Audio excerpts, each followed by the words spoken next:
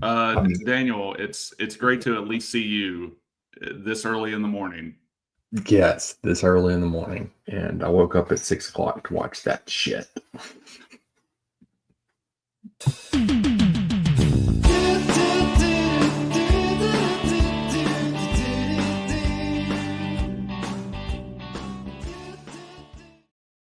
Hello and welcome to another episode of the Red, the White, and the Blues podcast. I'm Daniel, and that is Jason over there. And I will remain calm and quiet today because my family is still sleeping because it is freaking 8 o'clock on a Sunday morning when I woke up at 6 to watch Chelsea play like shit. How you doing, Jason? I'm good. I feel the same way. Got me a little Americano that I was able to make at home. I'm into Americanos now because of Daniel. This is what I'm going to talk about today. Let's talk about coffee. So I got this new coffee. I'm just kidding. I'm not happy. I wasn't happy after the first 2 minutes of the match, and it stayed that way. So, Yeah, that's all I can say. I mean, we were pretty much depressed 2 minutes into the match, and then it didn't change. Yeah, nothing. I mean, there's a big change that happened in the 35th minute. True, valid. The second half didn't change, and I would say the team played better in the second half, down 10 men, which I think is a telling thing about how the season has gone. And yeah, I can boil this entire game down into like a simple thought, and that is our players are better than theirs, but their manager is better than ours. I mean, that's fair. Yeah. And that is why Newcastle have gone as far as they have this season. Eddie Howe has done a great job managing them. Their front line today was the most unimpressive front line I've ever seen in what is arguably one of like the best clubs in the league this year. Like, it's absurd. Oh, hello. There's a pup on the pod. Continue. Okay, good. No, I'm good. Anyway, I just think that like it goes to show what a good manager can get out of shit players. And I'm gonna go out on a limb. I haven't looked at any of the stats, but if I was just going on performance today, Newcastle's players were shit. But they had a crowd behind them. They were geared up for the game. They were coached well. They were set up tactically. They performed their gameplay to a T in that first 30-ish minutes of the game, and that was the difference. And that was the entire difference of the game, and we couldn't overcome that. And I think our players, and I'm taking a more positive spin on this. I mean, you and I had already written off Champions League. I think my expectations are being met. I think that that our players deserve better. I think that they every single player that touched the pitch after Nico went off deserved credit for the performance they put in. There's a lot of shit that they do that I do not like. But they are not set up positionally to win second balls. They are forced into a tactical system where their passes have to be shit because they're lateral shit passes. We have to rely on service from a goalkeeper who can't deliver. No. Like this is the system. This is the system. This is Maresca not gearing the players up.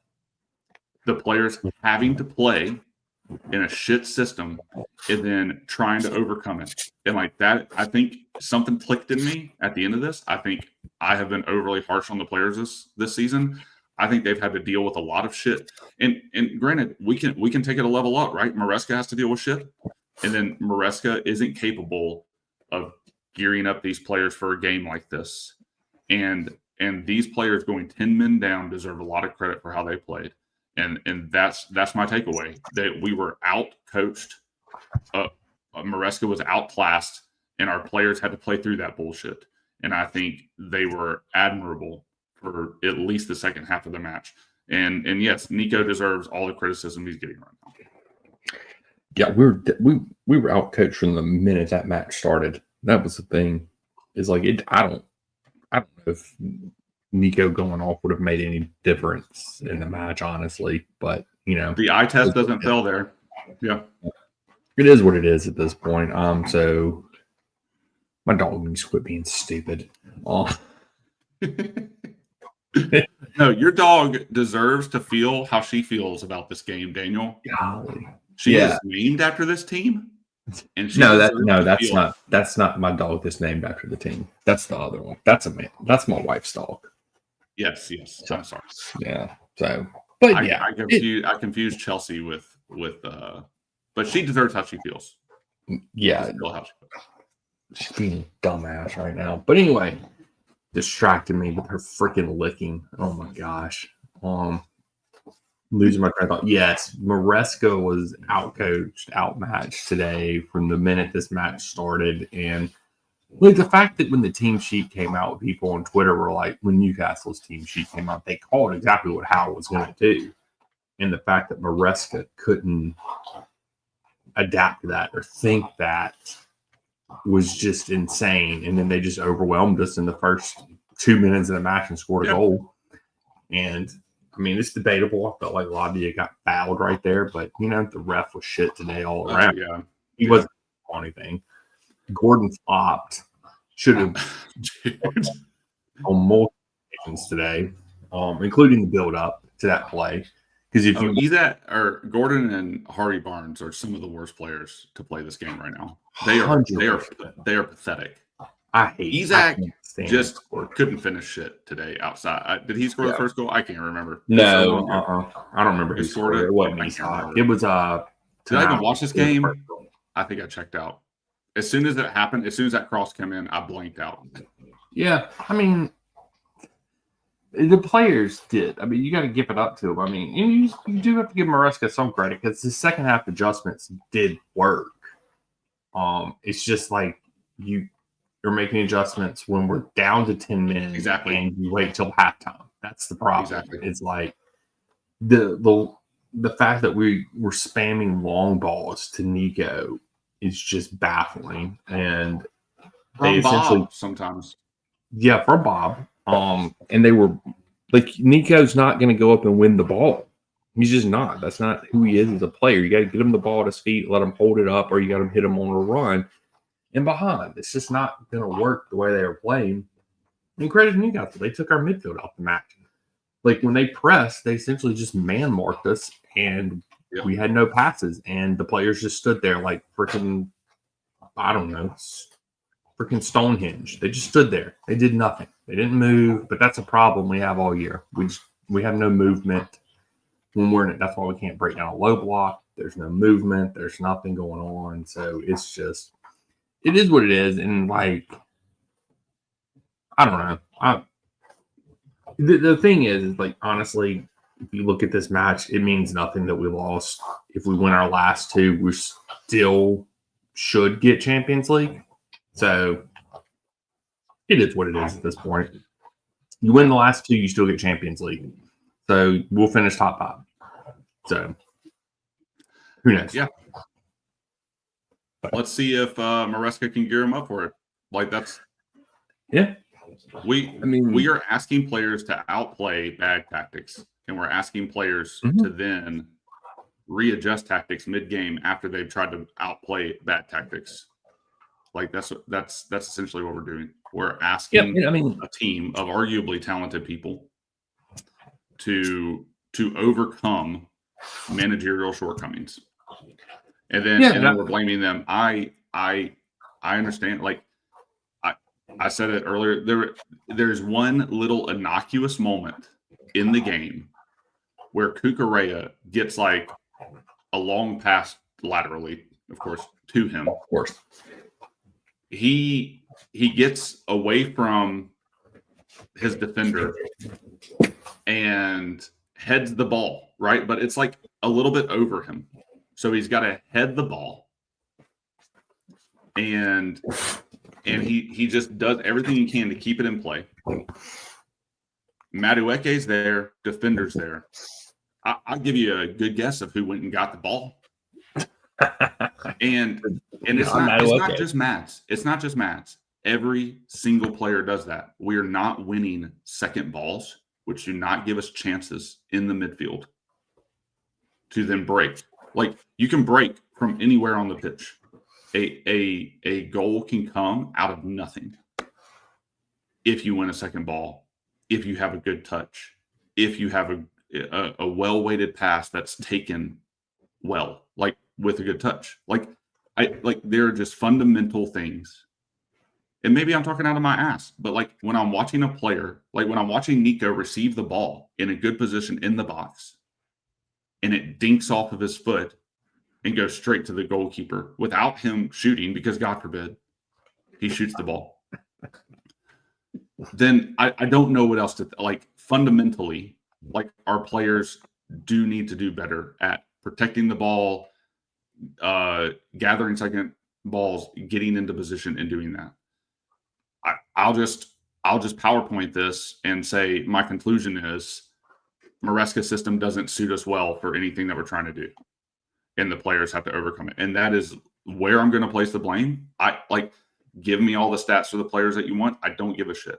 I've watched the entire season, and I've watched Maresca's tactics take hold and literally bottle the season. Like, he gets outclassed every single game. He gets outcoached every single game. His responses to questions are shit after every single game. He has no answers until late in the game, until we've gone down, until he has already set the team up to have to play through his bullshit at the beginning of the game. I am sick of Maresca. I understand that we're stuck with him. I'm not playing this in or out bullshit that everybody likes to play on the internet, because I think that that's all semantics. Maresca deserves a lot of shit for how he set up this team. And I think he set up the team the same way he set up against Liverpool, right? He was like, magic formula, I'm going to find this. He does not adjust the team in a consistent way to play against their opposition. He doesn't adapt. And teams are so easily able to adapt to us because Maresca's tactics are predictable and shit. It is not hard to figure out. Newcastle, the entire first half, come at us hard. We know their defense is shit. And then as soon as they get the ball, go back and defend everybody behind the ball. That's all they had to do. That is it. That's how you beat us. Some teams try to break, which is the easy thing to do. Newcastle were able to have the stamina to take it to us, overwhelm our midfield, overwhelm the back line. Got a very quick goal, and then they were able to do that and then transition back to all men behind the ball. Other teams low block us and then break. Like, that's all you have to do. All you have to do is win the ball in our midfield, and you got the break. All you have to do is come at us really fast, and you got the break. And then you just put people behind the ball, and you watch us just dink it around you, and nobody's going to take anybody on. We're not going to come at you.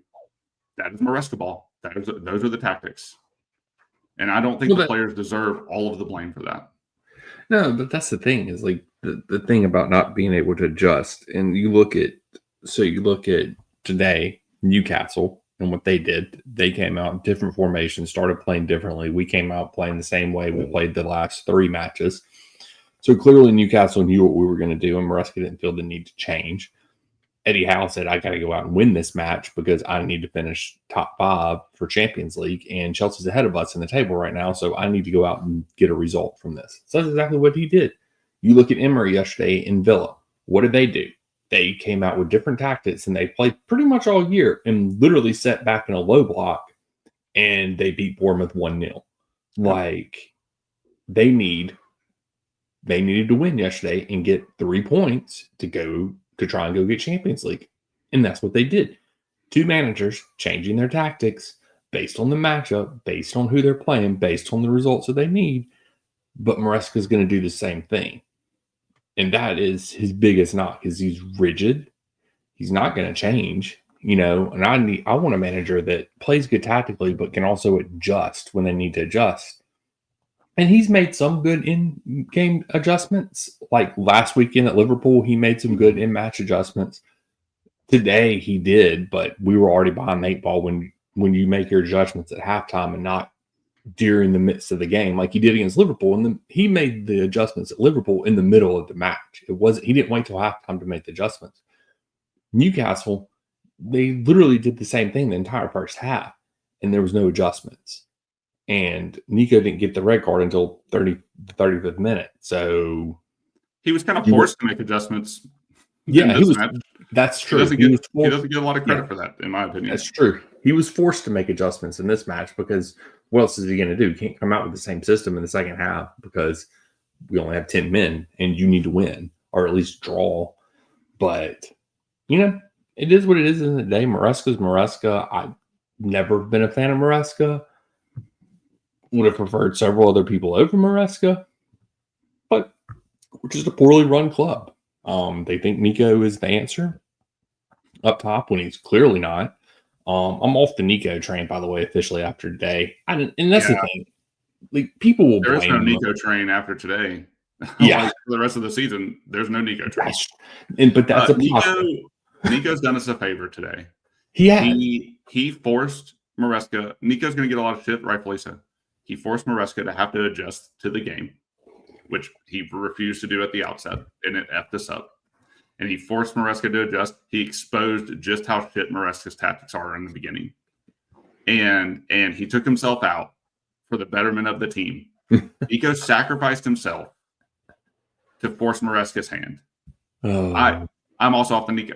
We have been a very pro Nico podcast. I think there are a lot of people in the Chelsea fan base that are pro Nico. Like we get a lot of shit for like shitting on players. I don't think it always comes from a bad place. I think it's an expectation that our players are better than they're playing.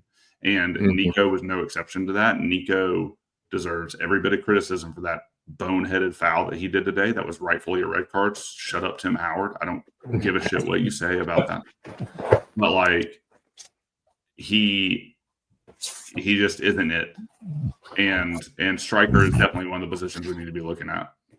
Yeah, for sure. And who knows? Who knows what we'll do? Because hey, you tell them. She just shifted right to the microphone too. But he's arguably making the podcast better. Oh, probably, yeah. Oh, yeah. But like, it's one of those things. I don't know what we're gonna do. Like, we're run like a shit club. Like, who knows what kind of striker we'll get. Who wants to come here if we don't have Champions League next year? You're going to be forced to get some young kid, and that's what they want anyway. So what does it matter? I don't know. I mean, the positive, we don't have Nico for the rest of the season. Tyreek George or Neto, I'm assuming will be starting at Neto. It would be too much to ask for Tyreek George to start. We're asking too much of Maresca at that point. We're asking too much of Maresca to just gear the team up to motivate them to go out there and play. That's why we had the rugby coach, Jason. That's not Maresca's job to motivate the team. That's the rugby coach's job to motivate the team. Why are we creating a whole other position for something that we're already paying a guy millions of dollars to do? Like, I do not understand. And why is it a rugby coach? And why is it a rugby coach that like isn't even like part of soccer at all? Like, I don't understand. This is ridiculous. It is a very valid point you made, Daniel. I completely concur with everything that you're saying about the damn rugby coach not motivating the job and how that's now being outsourced to somebody that's not the coach. That's the crazy thing. It's like we're outsourcing the motivational part of our team to not the manager, when that's the manager's role, is to get the players up. It's interesting because, like, if you look at Strasbourg, they release a lot of like locker room footage of like Liam, their head coach, like talking to the players and motivating the players, and Chelsea fans are, of course, gobbling it all up, being like, "Oh, this is the mentality we need," blah blah blah, whatever. But we don't see anything from Chelsea with our manager motivating the players in the locker room. We don't get any of that access because he's not doing anything. He's just sitting there in the corner drinking coffee with his thumb up his ass while the rugby coach motivates the players over there. Like that's what Maresca. Freaking Potts served them biscuits and beer. Yeah. And our Maresca coach doesn't even serve them biscuits and beer. It just sits in the corner while another guy does his job. Yeah, exactly. That's the Maresca way right there, man. That is the Maresca way. So it's just, I mean, like that's the thing is like we got outplayed, outcoached. Like the fans, their fans were up for it. Like I haven't heard the bridge like that in years. So the referee was a hard in stadium the because our fans were. Yes, I was talking over you. Oh no, I was just saying the ref was in the Saudi pockets. So whatever. Yeah, whatever. Well, it's a hard place. I was just gonna say because our fans are in the upper bleachers at Newcastle. Yeah, it's okay. There's not even like a really big fan section. You can't even hear us anyway. Well, the thing is, anyway, even if the match was at home, we still would have sold the tickets to the away fans anyway, because that's what we do at Chelsea now. Because that's apparently the Chelsea way. Let's just make money. I don't care if we sell the tickets to the away fans. No, let's not give the actual fans a chance to buy tickets. Let's just sell them to the away fans and let them cause riots in the stands, because we have American owners and they don't understand what ultras are and the passion behind European football. There's a lot they don't understand, and therefore there's a lot we don't understand. Yeah. Like, why is this club so shit now? American owners. That's what I'm going to say. Just straight capitulation, man. Yeah, that's a good point. Yeah, they're just American and they're dumb. Yep, Americans and dumb. Yep. So, it is what it is. I don't, at this point in the season, like, I feel like we've already outperformed expectations for the year.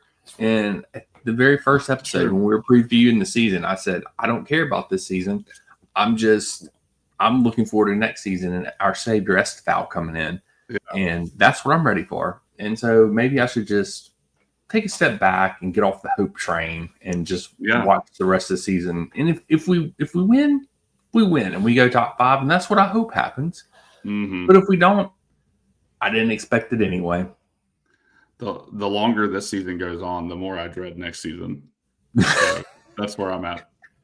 I totally am with you. I think we have discussed in like some short snippets, and maybe we'll do a preview episode before the next season, but like just about the players that are coming in and what we can expect in different positions and who rotates out and who comes in.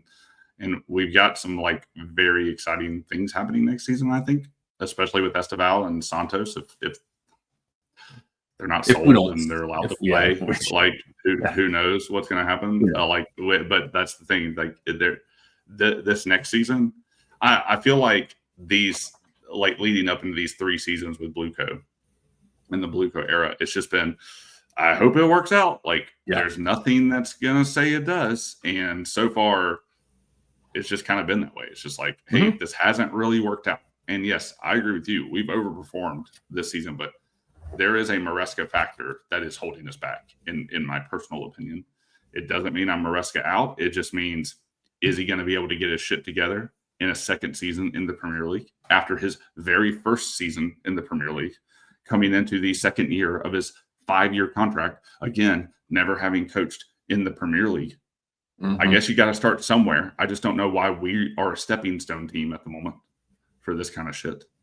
But yeah, there is a Maresca factor. Is he going to stunt Estevao next year? That's the big question next year. It's not a I hope it comes good. It's a no, we have pretty good players that have proven they can do some of the things you need them to do. Can we put them in a system and motivate them to play in that system well? Like, I don't know. That's the factor. That's the Maresca factor, in my opinion. That's the Maresca factor. I like that. That's the Maresca factor. So, I don't know. I just felt like the devil just pissed urine on us today. A great callback to Righteous Gemstones. I'm gonna go watch that monologue. like get out how I feel about this. Yeah. That's exactly what I felt like watching this game today. Was that great monologue. For sure. I don't know, man. I feel like this match is just like I don't know. Maybe it's an indictment on the season. Like, it is what it is. I don't really. I'm over the season. I'm just ready for these last two matches to be done and play in the Conference League final. Probably lose, and be in the Conference League again next year. So, I love. Like, we have no faith that we can even win the Conference League final. I mean, at this point, like the fifth best team in La Liga at this point. Yeah, and Real Betis isn't a joke. Like, that's the thing. Yeah. Like, they're not a joke. Who was the other team? Fiorentina? Is that what that, who that was? Like, they're no slouch either. Like, either way, it was going to be our most difficult game of the competition was coming in the final. Mm-hmm. For sure. And I mean, we had a damn walk to the finals. Like, it's not like we've even. I mean, granted, we did lose a match on the way to the finals. But kudos to Warsaw. Yeah, just Warsaw. Statistically the worst team in the competition, but whatever. Whatever. But yeah, we're a giving club, Daniel. We are. We really take care of the rest of the clubs. Mm-hmm. Gift them so many points. Yeah, I don't know. I'm just this season, just hurry up and get over with. I'm ready for the off season so that we can have transfer rumors every day on the podcast. Just kidding, Jason. You know what, Daniel? I'm going to embrace transfer. This is the season where it's worth embracing. It's been such a shit transfer. Transfers have been such a shit show. This is the most important window of the future of Chelsea football. I don't know, man. I think this might end up being the worst transfer window we've had since. We're going to bring nobody in. We might bring in some people, but they're going to. And we're going to sell people we shouldn't sell. That's exactly what's going to happen. Yeah, probably. It's just going to be a shit. That's the microphone. Stop licking. Hey, she's doing great. Oh, man. She's appeared on the pod before, though, right? Yeah, Maggie's been on her first full appearance. DJ Sweet Baby. Hello, Maggie. Hey, that gets used in the plug later, where you can find us. Thumbnail. Maggie. She's my coping dog today. Dogs help you cope. She's helping me cope. Hey, Maggie's representing the ladies today. That's right. On Mother's Day. Yeah. I thought, we can go that way too. It's Happy Mother's Day to all the mothers. But to Jason, all the moms associated with Chelsea, we don't care about you other moms for the other teams. All the moms associated with Chelsea. I'm just kidding. Any mom out there, that's a tough gig. You're doing great. Thank you. Happy Mother's Day. And continue your point now, Jason, of what you were going to make where I didn't realize you were going before. To only specifically the Chelsea women, thank you for. We don't talk about you enough on this podcast, and we should do a Chelsea women's podcast. Yes, we should. Honestly. And you had an incredible run this season, even though Barca rung our bell twice for 8 goals. You had an incredible run this season. Invincible yet again. Women's Super League champions 2025. Mm-hmm. Thank you for representing the club well and doing what you need to do. And kudos to our coach Bombaster for really rocking it out for her first season in the Super League. So this is what I don't understand about Blue Coat. They go out and get one of the best coaches in women's football to come and coach the women's team. They go out and make a record signing for a center back. They do everything for the women's team, which and rightfully so. That's not my issue here. My issue is not, don't get me wrong here, is not pumping up the women's team. I think they handle the women's team great. I just wish they would do that with the men's team. Exactly. Stop buying all these damn young players and understand that you need some experience on the pitch, that you need some people that are actually above the age of 25 to be on the pitch. And, you need strikers, you need a good goalkeeper. So that's a good point. You need experience on the pitch, but you also need an experienced head coach that isn't like in the 14th league of Swedish football. Who is also getting wrecked right now at West Ham too. Yeah. Who comes in 7 games in the season and supposedly he gets a bye because that's mid-season. Yeah.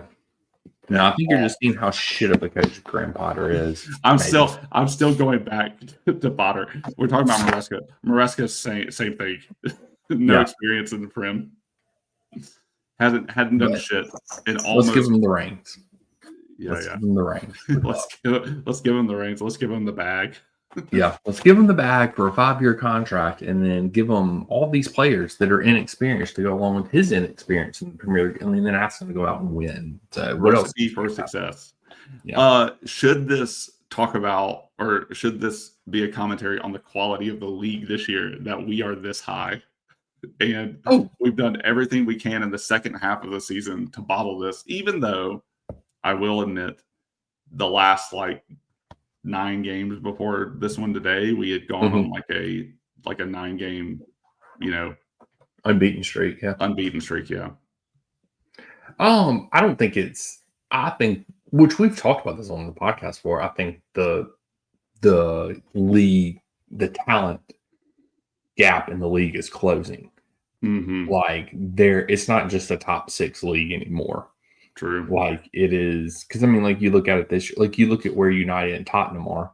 Yeah, that means it's a top everyone league. If the top 6 are in that everyone's in play. Right, but you think about it, one of them two, for as shit of a season as they're having, are going to get Champions League football next year. Wait, why? They're playing in the Europa League final. Oh, wow. Okay, I have not kept up with the Europa League at all. It shows how checked out I've been this season. I'm not a good podcast host. I vow to do better next season. I've never pretended to be an expert, though. That blows my mind. And I'm very sad. And that sucks ass. Pretty much. That sucks ass. And that's the thing, is they're going to be in the Champions League next year. We'll be lucky to be in Europa League, probably be in the Conference League again. Won't have a shirt sponsor for 3 What does that say? Should maybe it speaks well of the league. If one of our 16th or 17th place teams, well, one of the very bottom table teams, can get Champions League football by winning the Europa League, then what does that say about the Premier League? But then also, what does that, maybe more importantly, what does that say about how these competitions are structured right now? Europa League is, so this year was the first year. So up until this year, if you finished in the bottom of your group, or third in your group, I think in Champions League, you drop down to Europa League. That doesn't happen anymore. So there's no drop down from Champions League. So that takes away part of the competition. It's still harder than the Conference League. Don't get me wrong. You actually play teams in Europa League, not Conference League, in places you've heard of. Yeah, in places you've heard of, in countries that you've been to. Yes. So, but it's this year is easier than it has been to win Europa League, and some coaches you look at Tottenham. Everybody's in the Premier League has figured Ainge out. He's just everybody has him figured out. Europa League hasn't figured him out yet. When you got to play European football, you don't play those teams as often. You can't. All you got is film, so it's different. Amarin, you can argue, is a really good European coach with the way that he had Sporting playing. So you can argue he knows what he's doing in Europe.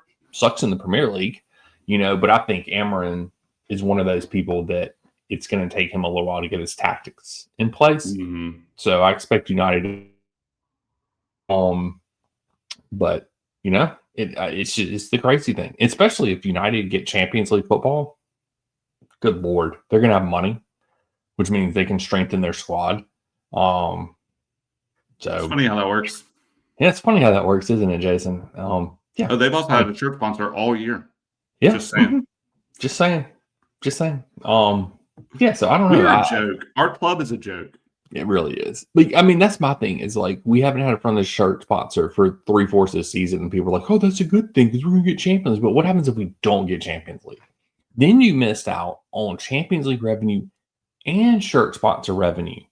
So you like doubly in the hole now. I don't understand how hard it is to find somebody who just wants a shirt sponsorship for a year. There's some account executive out there, gullible or not, that will go for that to Mhm. be on the front of Chelsea Football Club. What does that say about how we think about our own club? If we are just waiting out for a better deal, like Mhm. go out and make a deal. This all of the logic behind everybody supporting this stupidity Mhm. is frankly maddening. I don't know how else to treat somebody like I think less of them. Like I Mhm. think they're dumb. If you think missing out on a year's worth of shirt sponsorship in hopes of this team who I predicted was going to finish ninth, and very well could have, if the team didn't play as well as they did the first half of the season. Mhm. Like to think that this team always had a shot at Champions League this season when the club itself was waffling on whether or not they thought or they wanted a goal to be Champions League this season. That blows my Mhm. mind. Like Yeah. that is just insane. These people need Mhm. to shut up. Like their opinion, their opinion is as valuable as mine. But like Mhm. to go down that line of thinking is just pure idiocy to me. And I don't mind calling it out in a very public way to 2 followers. Mhm. Oh man, I tell you, yeah, it is what it is. Like neither one of us expected this year to finish this high in the table. So it is what it is. I mean, like you look at the remaining games. I know Newcastle, they got Arsenal and somebody left. I don't know. City's got shit teams, but they can't beat anybody. So who knows? Maybe City will shit the bed. Um. But Villa's got Depending Tottenham on other and teams United. again, Yep. we had it in our grasps, and we're I mean, the depending on thing other is teams. if we do win, technically, if we do win our last two games, Because one is that would put Nottingham Forest. one is Nottingham Forest, Yep. and we're already ahead of Villa on goal differential. So Yeah. technically, we would go to Champions League. So literally, it's Yeah. still in our hands if we just win the last two games. So I'm not, by any means, I'm not saying that it's out of our hands. Like it still is in our hands, but it's asking a lot for us to beat our bogey team, United, who we've done like one time in the last who knows how many freaking years. Yeah. And that was last year with Potch. And then to go on the road to Nottingham Forest, who's going to sit in a low block, especially if they only need a draw to win and just counter us, which is a likely possibility. They would just need a draw to go up to Champions League. So, Yeah. Well, as it and stands we know how now, we are with low blocks. Nottingham Forest and Leicester are tied 30 minutes in. Yep. Yep. Leicester was actually winning for a minute, and then Nottingham Forest tied it. But that game is honestly irrelevant. Like that's the thing. It's like we win our last two matches. We're in. Like everything else around us it's irrelevant if Aston Villa win their last two games. It's irrelevant if Newcastle or if Nottingham Forest win these next two matches because we have to play them. So everything Outside is of us. literally outside of us is irrelevant. Like we control our own destiny, and I would This is rather where it that way. the 3 points against pool matter. It does, which is shocking because that was one. I think I counted the pool game as a loss, and I Yep. hinged a lot of it on that Man United match. Yeah. Like, what can we do against United next weekend? Like, that's the kicker. What can we do? Maybe I'm hoping that they will be resting players, focusing more on Europa League foot championship, so they don't want anybody to get hurt, and we can just walk them. Who knows? I like that. Maybe we're playing, or maybe we're getting to take advantage of United in the same way that we were taking advantage of Pool. Mm-hmm. It makes that Nottingham Forest game probably like this was the biggest game of our season, and now the Nottingham Forest game, depending on what happens next week, now the Nottingham Forest game is arguably our biggest game of the season. And then Conference League, even though I'm not sure what's going to happen there. I I'm with you. Like you said earlier, I don't think that's a shoe-in because I don't either. neither of those teams were slouches. It's going to be one of those things. We'll see. We'll see what happens the rest of the season. I don't know. We got United next week. When I don't even know when we play next week. Do we play on At 5 a.m. next time? Oh no, is this the Friday match? The 16th. Is that Friday? Yeah, that's Friday. Wow. Yeah. Friday at 2:15. I think I might be able to watch that. I will be back from my work trip, so I will get back Thursday night. So I will not be doing anything on Friday. So, hell yeah. I will be watching Chelsea play. Hell yes. But I guess I don't know. You got anything else you want to add, Jason? No, man. I said it at the top. I'll say it again. Our players are better. Their coach is better. And I think that if we were to be honest about how we go back the rest of the season, I think we could probably apply that logic to a lot of the games. Not every game, but a lot of the games. Yeah, for sure. And I do want to say, like, you can't, like, I know people on Twitter, it's an overreaction. It always is. Mm-hmm. But the fact that they are blaming Nico if we don't get Champions League, you can't do that because we lost this match, but we've lost like how many other matches when Nico wasn't even on the pitch? Yeah. Like you can't be like that. So somebody was sharing in the Chelsea subreddit yesterday what the table would look like if you removed the relegated teams from the table. And we were third. Wow. I'll let that be a counter argument to Nico ruin Champions League football for us. Like, no, I think that just speaks how shit we are against relegated teams. I think what Nico did was boneheaded. I think it affects him more than it does anything else. Mm-hmm. And like, was Nico really the striker we wanted going? Like at the end of the day, Nico is the number one striker. Is he the striker we want? Like at this point, like that's the thing. Like people want to shit on him and then say they're not on the Nico train and then blame him like afterward when they would have just picked somebody else. Like we have been very pro Tyreek George getting some minutes in, even in big games. Like I'm just saying, like you can't have it like, or not us, but the fans can't have it both ways. Like you can't just constantly not want him to play and then put all the blame on him. Yeah. When he made a boneheaded thing. And again, he deserves all criticism for that. I am the first one to criticize him for it because I think that is stupid. And obviously you'd rather have 11 men, but in my opinion, it exposed Maresca's system. We were better with 10. The game instantly changed. I don't give a shit about the consolation goal at the end for Newcastle. Like they were shit. I even told you, I said after that first goal, I was like, that's going to be the best pass they have all game because they looked shit 2 minutes in. And, they did. And they outclassed us with energy, motivation, tactics, coaching. That's how they outclassed us. They did not outclass us with play because their players were shittier than ours. And I'm astounded at that. And I think, again, that goes to my thesis of what good coaching can get out of shit players. Like I never look at Anthony Gordon and go, "Oh yes, one of the best." I will go look at his stats, and if I need to eat crow the next podcast, I don't mind eating crow. But based solely on today, I would have been like, "That guy sucks," and I was sad when he left the game because he sucks so bad. And Caicedo had him in his pocket all game. Caicedo did make Anthony Gordon his little bitch today. We can definitely say that. RB Barnes not good. They never had, outside of the second goal, which I did not see because I was getting my setup for the podcast ready and I was making coffee because I was mad. They did not have like hardly any good chances outside of that first goal and then outside of the second goal. Like, because they sucked in front of goal.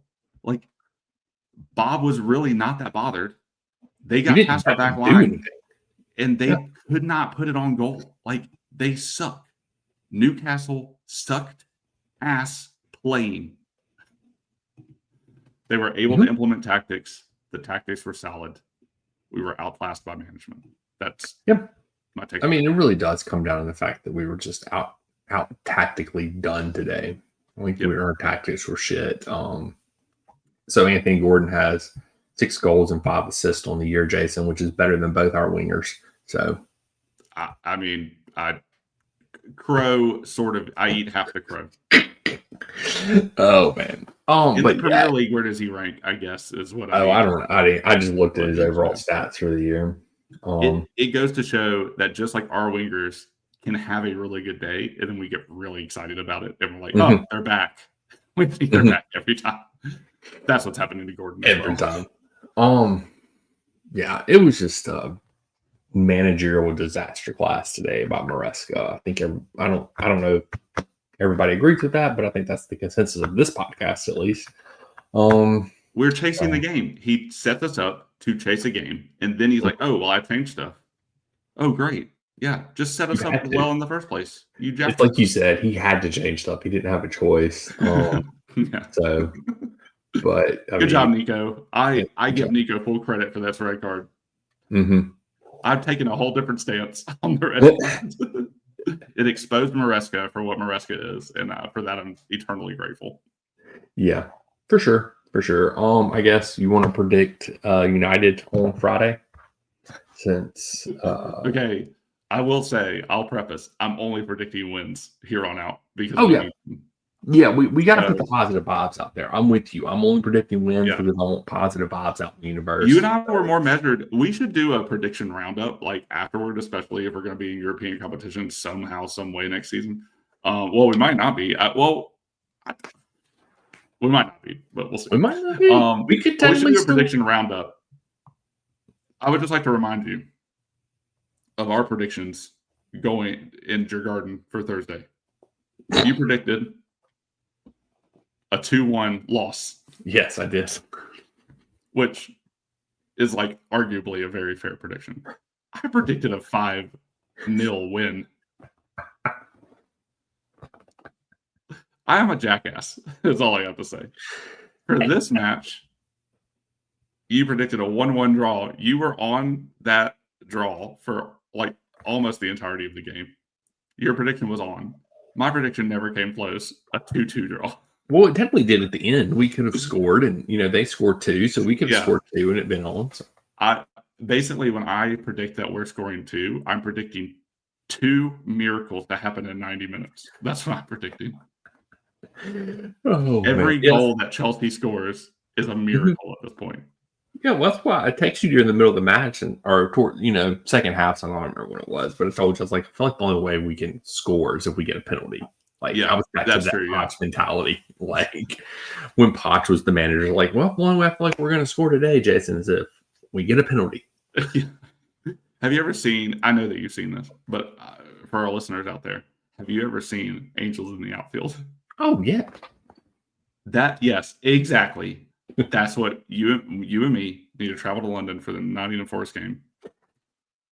And we need to do that in the stands. So you think they have Christopher Lloyd out there on the pitch with them? Yes, we need guardian angels to come in and help us score goals. He lifts the goalpost up, the crossbar, so the ball will go under it instead of hit it. Dude, that is way better than I was thinking. I was thinking when Bob Superman dives, they cart him into the path of the ball. Or they push him down, or they extend the jump. Something, man. That's what we need. We have a corner, and they just carry the ball into the goal because we'll never score off a corner. Exactly. Like you and me are doing this for the rest of the season. We are praying for angels to come. I'm going to be doing that Friday when I'm watching the match. I'm going to do this the whole time. 90 minutes of this. We are adding that movie to the next international movie break wheel. Oh man, that's a nostalgia. I love. That was one of my favorite movies as a kid. Was Angels in the Outfield. Same, man, and that's we're best friends for life. That's why, man. Even Chelsea cannot rip our friendship apart, Daniel. If our friendship can survive 3 years of Blue Co so far, we are doing really good. If we survive 3 years of Blue Co, we can survive anything in life. I take Blue Co as a personal assault on our friendship. Yeah, for sure. They are trying to tear us apart, and we will not let them. That's right. Blue Co, you will not tear us down. think my coffee kicked in. We should do predictions now. Sorry. Oh man. All right. Let's do predictions. I've had mine for a while, so I'm going with another jackass, dumbass, idiot prediction. I'm gonna change mine. All right. I changed mine at the last minute. Yeah. Okay. 3, 2, 1. 3-1 Chelsea. 2-1 win. Oh, dude, I almost went 3-1, and I was going to. My mouth, I said 2. Oh, okay. I was going 2-1, and then I changed it. That was what I changed it to at the end. So damn, I changed mine at the last. I almost went 3-1. That's crazy. Hey. Hopefully, one of us is right. That's all that matters. At this point, I don't. Yeah. We need to do prediction status. Daniel is currently 1 up in the predictions of scores, but we are also including the preseason predictions, right? Is that what we're doing? I'm pretty sure you predicted all 3 teams to go down correctly. I think I got 1. So that's just one prediction, though. I don't think that's 3. Yeah. I thought we were doing that as like a block. Are we not? Like if you got all 3 right, you get 1 guess. Or are you saying I get 3 points to your 1 point? Is that how you're saying that? Yes. Okay. Yes, because I feel like you get. So if you predicted, we predicted the top 6. Right. So for every top 6 we get right, we get a point for that. Because otherwise we would get no points because neither one of us predicted Liverpool to win the league. So yeah. Okay. I'm pretty sure we both predicted Arsenal win the league though. So at the time it was a solid prediction, and it hasn't been that bad. But like I thought Arne Slot was gonna have a harder time, but I underestimated the fact he was literally gonna have plops everything. Coming in, so yes, has all the didn't take plop, there needs to be an asterisk next to that, and Plop's name needs to be in like parentheses or something.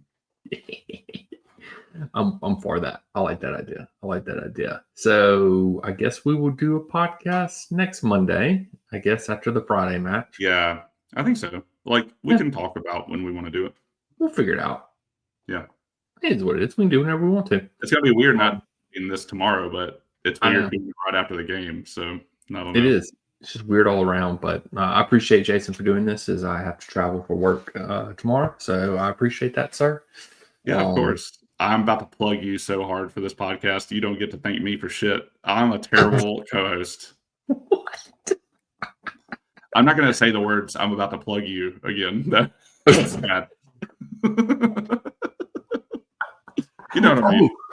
Oh, I do have one more shout out. Shout out you for your birthday was this past week, and thank you, sir. You're now caught up with me in age. So yes, I feel younger now. Thank you. Good. Yes, milestones. Yeah. Yes, I am now out of my life's decade and into your decade. It feels weird being here. I haven't experienced any new aches, which I count as a very big win. Yes. Mm-hmm. So I'm thankful. Yeah. Yeah, man. But yeah, so I guess tell people where they can find us, Jason. We ain't got nothing else. Yeah, man. We are on Instagram, we're on X, we're on Substack. Daniel writes amazing things on all 3.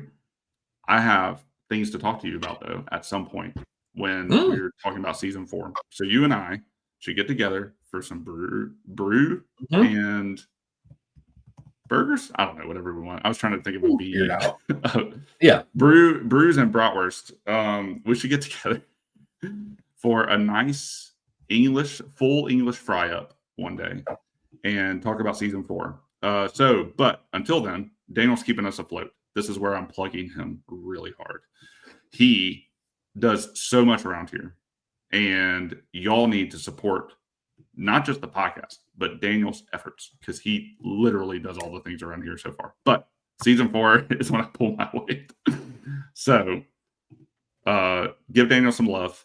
Give the pod some love. You can find us on all those things. It's down below. It's been down there the whole time. If you've been focused on our pretty faces or our voices, it's been down there the whole time. We are at Red White Blues FC on Instagram, Twitter, and Substack. Go read.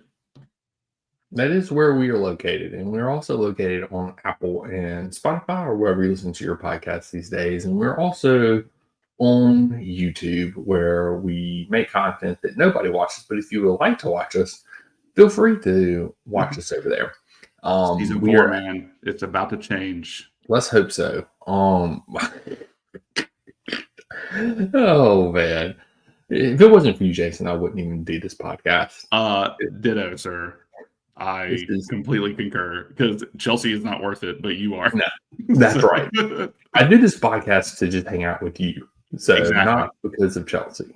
I cherish it so much. One day when we're in our 60s and we look back, we'll be like, you remember when Chelsea sucked and we did so good? We did that podcast. Sorry. Coffee. It's coffee. I blame everything. 5 hours of sleep and coffee. So I'm sorry, everyone. Nobody watched anyway, so I'm clear. Oh, yeah, it'll be all right. It'll be all right. Yeah, but like, subscribe, do whatever you're supposed to on those videos. And yeah, I guess until next time, we'll catch you guys and gals on the flip side. Outclassed FC, flippity floppity.